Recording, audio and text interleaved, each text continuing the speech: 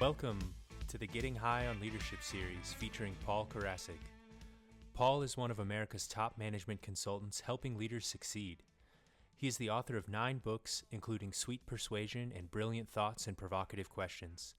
His insights appear regularly in major publications, and he is one of the most sought-after executive coaches. Paul founded the American Seminar Leaders Association and the Psychedelic Institute of Los Angeles. He is a popular speaker at national conferences and has been on stages across all 50 states and internationally. Paul's work addresses the question, how can we transform conflict in business into collaboration? With decades of experience in management, leadership, and psychedelics, he brings a unique perspective on personal and societal growth. In this series, we'll be discussing his latest book, Getting High on Leadership, The Leader's Guide to Higher Consciousness. We'll be exploring the concepts, techniques, and mindset required to revolutionize leadership. Enjoy. Hello, everyone, and welcome back to Getting High on Leadership. I'm your host, Rob Sanchez, and we are joined by the author of Getting High on Leadership, Paul Karasik. We're making our way through the book one section at a time. Today, we'll be discussing the section titled Problems and Solutions. You can follow along on page 45 of the ebook and check out the link below to grab the book. Paul, how's it going today? And what have we got in store? Yeah, problems and solutions. Yeah, that's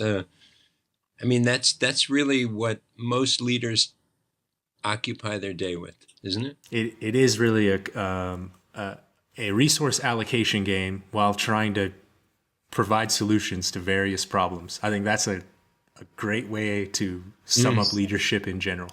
Mm-hmm. Yeah. How do you distribute resources? And resources as, people maybe in your business. Resources could be energy and effort, time that you put into something. And it always seems to be a balancing act and a little bit of a game to make sure that you allocate that correctly or that you're creating the right solutions for the right problems. Because we have many problems and you don't need to solve every one. I think that's maybe key for a leader to know as well, that there are some problems worth solving and others to let remain. Yeah. No, that's others a good to turn point. to next year. Yeah. What do I really is a problem, which is a great point in this. So when, I love the expression. I don't love it, but I mean, it equates here, the expression, I can't handle it. Have you ever heard that? I can't handle it. Like, he said that to me and I can't handle it. You've heard that, right? Oh, yeah. Yeah. What are they talking about when they say I can't handle it? Are they actually handling something? No. There's nothing to handle, like this cup or something. They're talking about handling it mentally, right? I can't handle that. With that one statement, they are referencing that I, that other consciousness. Huh? Yeah, that's right. The I.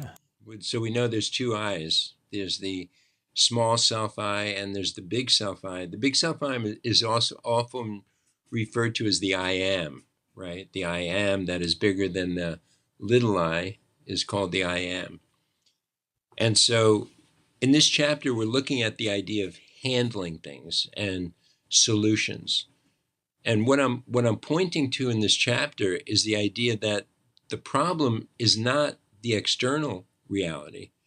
The problem is you handling your mental consciousness in relationship to what's happening externally. Externally, things will change continually. Externally, things will always show up in a way that's not the way you would like it ideally. Always. It's our ability to have the consciousness to not be, let's say, shot down by that. In other words, when a crisis happens, how do we maintain that equilibrium where the mind is not the problem in the situation, but it's something that's actually, in a way, it's the problem itself. because what's happening externally can always be dealt with. It's our mind. For example, when there's a crisis, some people rise in the crisis, and some people get overcome by the crisis, and go down with it, with the crisis. The only way to overcome the crisis is to rise above it with consciousness, where it's no longer seen as a problem, but as something that needs to be dealt with. And boom, we make the right decisions, we make the correct decisions, and there was never really a problem, in a sense. There was external events, situations that had to be dealt with, but mentally we're not, oh my God, this will lead to that, that will lead to that, and we're in a crisis mode. Spiraling inward into a pit of rumination. It's just, I've seen this happen with leaders, I've seen it happen with companies, I've seen it happen with groups, and where the external problems dominate. And then we see the opposite, where companies, and companies are a great example of this, where they just completely rebuild, they readapt. The old buggy whip story. I mean, there was a time when you got to go to some other business. People aren't driving buggies anymore, and they don't need buggy whips, and that's all technical information. To have the clarity to see the new option, you need peace of mind. You need consciousness. You need to be above all that. You need to be beyond all that. You need to be in a place of consciousness where there are infinite numbers of ways to address that issue, not just the ones limited by the individual mind. And so consciousness opens up that door to new solutions. But there's nobody's home if you're all involved with fear, and if you're all involved with anxiety, and you're all involved with the idea of this problem. None of that shows up. And again, it comes to the point of worry, anxiety about the future has no positive effect on outcome. I'm not talking about making good technical decisions. I'm talking about psychological state. There's nothing positive, nothing that comes from that. Nothing. And I mean, even on the technical side, a team forced to deliver a solution within a set timeline, or forced to deliver a solution with limited resources or other obstacles, that solution they're delivering is going to be fear-based if they have deadlines, really strictly hanging over them. And if the time isn't long enough to allow it, but you're demanding a solution, what you get out of that machine is not going to be anywhere near as beautiful as it could have been. Yeah. No, because it's fear-based. Mm-hmm. So it's fear because you got to overcome by the problem. So to have this kind of, and that's where higher consciousness plays such a big role in this. Because if you there's almost like this degree of separation. Sorry, go ahead on. No, that finish point. What you're saying. Almost this degree of separation, maybe where you need to be aware of the problem, but you're not like in the problem, right? Mm-hmm. It's not that you don't care about it, that you're trying to ignore it, but you do need to maintain some sense of almost stoicism or some kind of mindset that, okay, that is the problem. I acknowledge it. Now let's go through our paces and process to come up with the right solution. Let's figure out what we've got to go against this, and not running into the office and slamming doors and calling an instant meeting just kind of losing it and firing people and mistreating people and doing all the things that we see that I see leaders do in my last 25 years of consulting, and responding in a bad way, a totally counterproductive way. No, you're on the money with that. Once you're overcome by there's a technical issue, and again, we want to repeat this. There's a technical issue. There's a real problem. We can't get that material to New York on time or whatever. So-and-so, we're doing a meeting and they can't show up. That's a technical problem. That's not a psychological problem. The psychological problem, and please listen carefully here, is usually has to do with our own image as a leader. How will I look if this thing falls through? In fact, in my experience in corporations, this is I'm embarrassed to say it, but I find that most decisions are made by leaders not based on what's right for the enterprise, but what's right for them, how they will look, how they will appear, whether it's negative or positive. That is not the best decision making for the enterprise, how you're going to look. You following what I'm saying? Yes, that because focusing on that while you make your decisions, again, it's like that. It's almost fear-based decision making, because you're afraid that you're not going to look the way that you want to, or that someone may judge you in a way that will hurt you or will impact your well-being. And then you decide, okay, well, we got to do this because I need to look cool, or I need to look like I know what's going on. Like I have the business acumen here, which in some leadership roles, I understand you do need to look that way. So it's a balance from, wanting to look that way and then realizing your ego is driving you another direction. But it's obvious seeing those decisions made in the wrong context. Yeah, we see it all the time. At the core of almost every kind of problem is the fact that your ego is going to be damaged, that somehow your image is tarnished. And that is the core to so many of leadership issues when we talk about the psychological problems, not the technical problems. Yes. Technical problems usually take about a second to solve.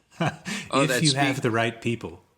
Yeah, if you have the right people, yeah, you can overcome that really quick, right? With the right team. It's your, how am I going to look? How will this make me look? And in a way, it's like, I told the story about the decision maker who I sold equipment to when I was in sales, and he was totally conscious of that. He was totally conscious of how he looked, and it led him in a positive way to make decisions quickly, and it worked in his favor. It's a double-edged sword then. Following that. Yeah. It could be. Unfortunately, a lot of the times it's not. And again, we go back to what's the solution in this problem thing is to watch and observe how you respond to problems, how you respond to emergencies. Just observe it. Just observe it. Don't try to change it. Just, I've got to be cool. This is an emergency situation. That doesn't solve the problem.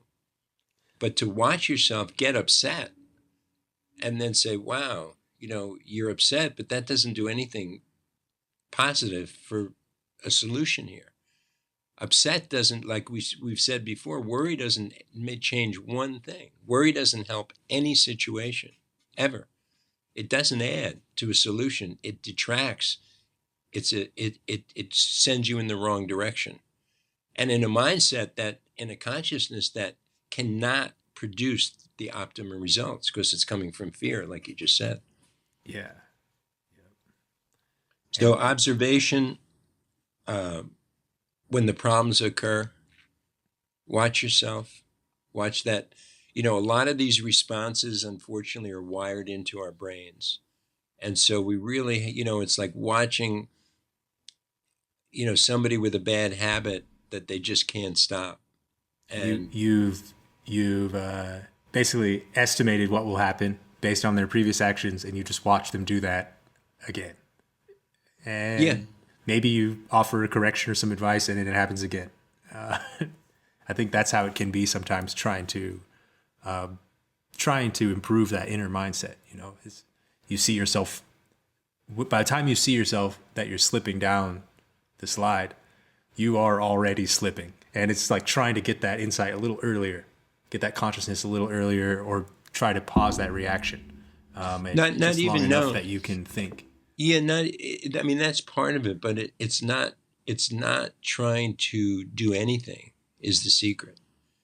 but just simply pure observation without saying I want to or I need to, but just see, wow, every time this happens, I can't handle it. That expression, I can't, which I go into by I can't handle means I go off into some emotional thing or some fear-based thinking or whatever the case. Maybe that's when I say I can't handle it. And not to force, not to try to change, but that simple, pure observation Right. of, oh, there I go again. And then the next time, oh, there I go again. Not saying, oh, I want to suppress that whole, That whole loop. fear-based thinking of the future about things that may never happen and getting engrossed with that, or think about the past that I can't change. After a while, you go like, God, that thinking thing that just doesn't do a thing for me in terms of leadership. It just doesn't make anything better when I get into that psychological kind of thinking, unless it's the right kind of psychological thinking, which is what I'm proposing here, which is observation. And it comes down to creating this space. Everybody knows the space I'm talking about right now. There's nobody on this call, nobody watching this video that doesn't know when I say create space, what that means. That's a mind that is not filled with thoughts. That's what space means. Yes. And that's where meditation leads us to that space. It doesn't always give it to us, but it leads us, it shows us that space. That's where mindfulness shows us that space. That's when this observational kind of approach to making a change in what we're doing creates space. And that's what we're doing, because in the space, that's where we get the solutions. That's where we get the answers. That's when we get the creative ideas. That's where we get that oracle, huh? Yeah, that's where we get the oracle. Yes, that's where the oracle lives, in that space. When we're filled with these problems and these thoughts on an ongoing bed, there's no space for the magic to appear. I mentioned this earlier, but I want to repeat it. If you look at things in your life that are really, really good, how they happened was because you created space. In almost every single instance, if not all instances, you created space for that new thing to appear, that new solution, that new creative idea. And so you didn't overthink it. You're not going to get there by thinking. There's no room for it. It's just a rehash when you try to get there by thinking. But if you create that space by observing the problem, observing the solution, that space is where the new idea, oh, wow, I came up with something. This could really work in our favor. And it's not a negative thing. Why don't we do this, that idea? The inspiration for the letter, for the communication, for the social media post, for the project itself came from space, from creating space. And maybe it's what the Buddhists call the emptiness. They refer to in Buddhism, they refer to that emptiness, that from which all things occur. That's the space we're talking about here. So all manifestation as a leader is coming from that space anyway. And so as a leader, what I want to begin to do is begin to create more space for solutions to come in to the existing problems. And as you said, that's where the intuition comes in. That's where the oracle comes in. Think about it. If you went to the Oracle of Delphi that we referred to in a previous chapter, and you were all filled with thoughts while you were at the Oracle, you wouldn't hear anything the Oracle was saying. Because the Oracle, we don't know how it spoke, but real good chance it didn't speak like we're speaking. It spoke intuitively, not like through a voice saying, you must do that. Right. It came through internal connection. There is no chance putting yourself for that. in that mindset and that openness maybe by taking the action of really going there, right? And you really are sitting down to do this, but then if you're just consumed in your day-to-day thoughts while you did that other thing. Yeah, you're not going to get solutions that way. It's going to be a rehash.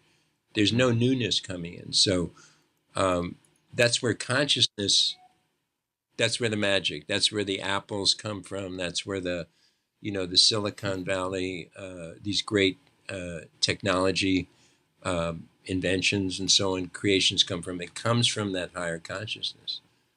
And I want to encourage everybody, this is very, very, very practical stuff that we're talking about right now. And don't believe me, try it.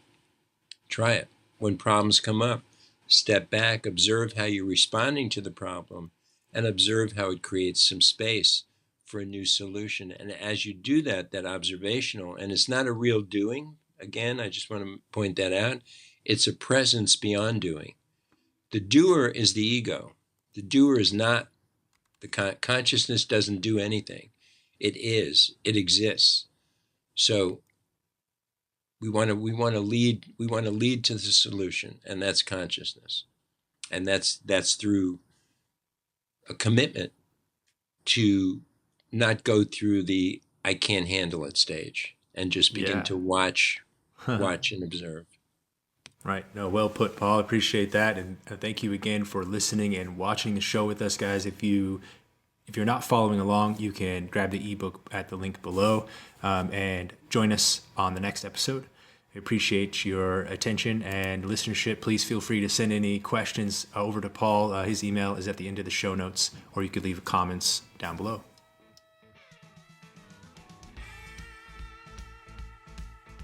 Thank you for joining us on this episode of the Getting High on Leadership series.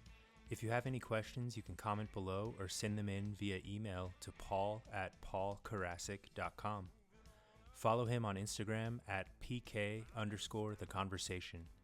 Find out more at wholesalerinstitute.com and psychedelic-awakening.com.